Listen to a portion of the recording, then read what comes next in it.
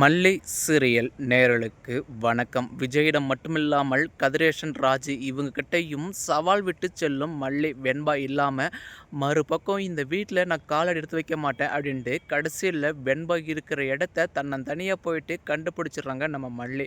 இனி போலீஸ் உதவியுடன் ரவுடியும் கட்ட இருந்துட்டு வெண்பாவை ஷேப்பாக வீட்டுக்கு காப்பாற்றி கூட்டிகிட்டு வரணும்னு சொன்னால் வீடியோக்கு வந்து லைக் பண்ணிட்டு சேனலுக்கு முதல் முறையாக வரீங்கன்னா சப்ஸ்கிரைப் பண்ணிட்டு வாங்க. வீடியோக்குள்ளே போயிட்டு என்ன தான் நடக்குதுன்னு பார்ப்போம்னு பார்த்தா ஒரு பக்கம் நம்ம விஜயை மல்லி இருந்துட்டு உள்ளங்கையில் வச்சு தாங்குறபடி தான் தாங்குவாங்க. அதாவது காலில் ஃப்ராக்சராக இருக்கிற டைமில்.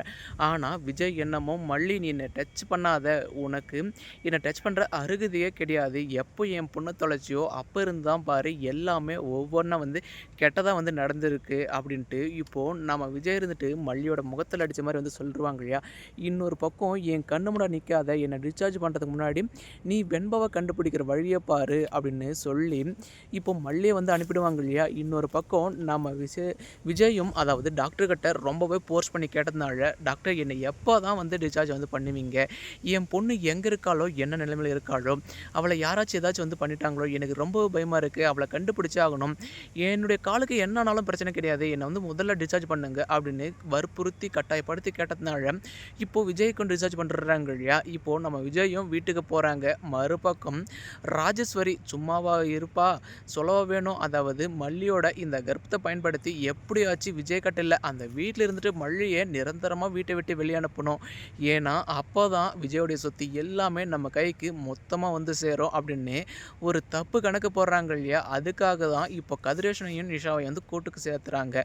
ஒரு பக்கம் கதிரேசன் நிஷா இவங்களுடைய வீட்டுக்கே போனது மட்டும் இல்லாமல் மறுபக்கம் கதிரேசன் இருந்துட்டு என்ன ராஜி என்ன விசேஷம் வீட்டுக்கு சடனாக வந்திருக்கு, அதாவது என் பொண்ணு வெண்பாவை கண்டுபிடிச்சி கூட்டிகிட்டு வந்துட்டாங்க இல்லையா, என்ன தான் நடக்குது அங்கே, ஒரு இன்ஃபர்மேஷனும் எனக்கு வந்து கிடைக்கல, நீ வந்து ஏதாச்சும் 1-2 சொல்கிறது தான் அப்படின்னு வந்து சொல்லுவாங்க இல்லையா.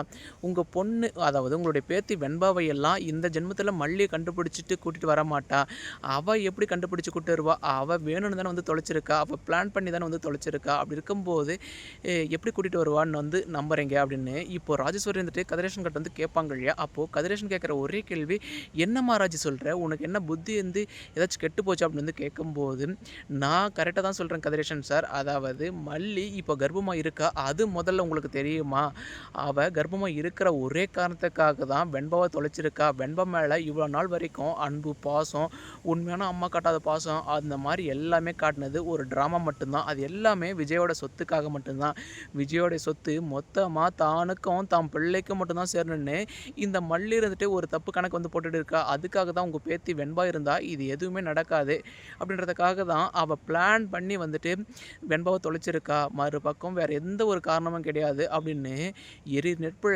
பெட்ரோல் ஊற்றினபடி இந்த ராஜேஸ்வரி இருந்துட்டு எந்த அளவுக்கு கதிரேசனையும் நிஷா உசுப்பேற்றணுமோ அந்த அளவுக்கு உசுப்பேற்றி விட்டுருவாங்க இல்லையா. மறுபக்கம் அவங்களும் அப்படி கொந்தளிச்சுட்டு இப்போ விஜயோட வீட்டுக்கு வருவாங்க.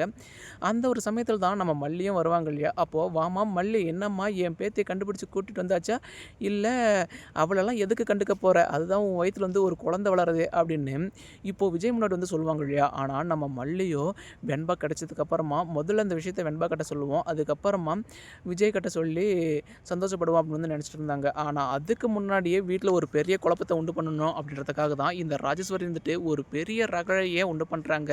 சிவ பூஜையில் கரடி புகுந்த மாதிரி புகுந்து எல்லாத்துலேயும் வந்து குட்டையை குழப்புறாங்க. ஏன்னா இவங்க எல்லாரையும் முதல்ல வீட்டை விட்டு வெளியே துரத்துங்க கதிரேசன், இவங்க இருக்கிறதுனால தான் என் தம்பி இப்போ பாரு இந்த நிலைமையில் இருக்கான், இல்லைனா என் தம்பியும் என் தம்பி பொண்ணு அதாவது என்னுடைய மருமகளும் இந்நேரம் இந்த வீட்டில் சந்தோஷமாக இருந்திருப்பாங்க, எந்த ஒரு குறையும் இல்லாமல். எப்போ இந்த மல்லியும் அவங்க அண்ணி அவங்க தங்கச்சி எல்லாரும் இந்த வீட்டுக்குள்ளே காலடி எடுத்து வச்சாங்களோ அப்போ தான் இந்த வீட்டில் நிம்மதி சந்தோஷம் எதுவுமே இல்லாமல் வந்து போயிடுச்சு அப்படின்னு சொல்லுவாங்க இல்லையா.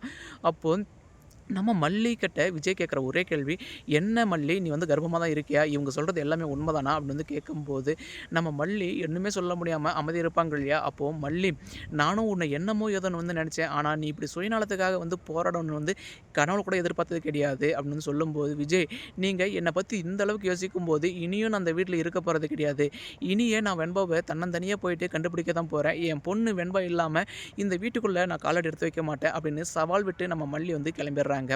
இதுக்கு அடுத்தடுத்து என்னென்ன சுவாரஸ்யமான விஷயங்கள் இன்ட்ரெஸ்டாக நடக்குது நம்ம சேனல் வந்து ஃபாலோ பண்ணுங்கள் ஃப்ரெண்ட்ஸ். தேங்க்யூ ஃபார் வாட்சிங்.